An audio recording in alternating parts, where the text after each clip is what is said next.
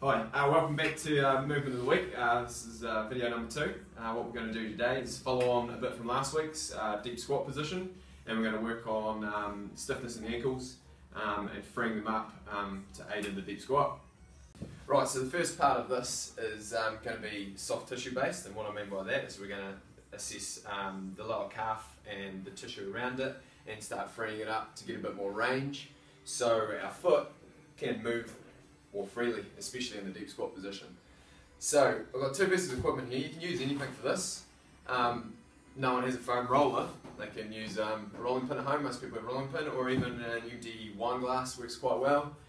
Just don't put too much pressure on it because it would be disastrous if it smashes. So I'll do a demo on the rolling pin here. So we'll just put it down like that and get a bit of pressure on it, and just rolling backwards and forwards, getting a bit of pressure. For some people this is going to be chronic, so just stick with it. It's just like steam rolling backwards and forwards, side to side. Any sticky spots that are painful, hang out there a bit. Anyone who's game, put a bit more pressure on, backwards and forwards, side to side, and then you can start moving your foot backwards and forwards like that. So tacking it on there and moving it backwards and forwards. Now, foam roller is slightly better than a small rolling pin like that because it's a bit higher, so you can get a bit more pressure and really start to move your foot up and down.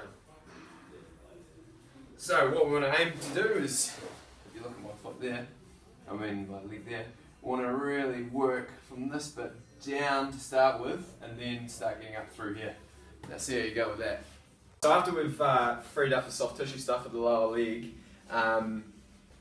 we're going to go into doing a bit of mobility, so we're going to start working through that new range. Now to do this, we want to find a wall or something you can lean up against, and then we want you to get to a stance like this, so your knees are way away from the wall, and your foot is as well. You keep your foot planted, and then we're just going to start flossing backwards and forwards, keeping that heel on the ground. Now the most important thing is to keep the heel on the ground. And also keeping your knee tracking slightly outside of your big toe. And then you just keep working backwards and forwards. And if you come around here, you get a bit of a better view of what we're trying to achieve by being close to the wall. As we start about here, and we just start working away in, so we're a wee bit away from the wall. And the more you work at it, you grease the groove a wee bit and you start getting closer and closer. And you want to aim for about 10 to 20 of those, and well, until you make a bit of change anyway. So that works perfectly straight after you've done some of that soft tissue stuff. So the final piece now is tying it back in with the squat. So what we're going to do is finish off with getting into the squat position like we have been doing over the last week, hopefully.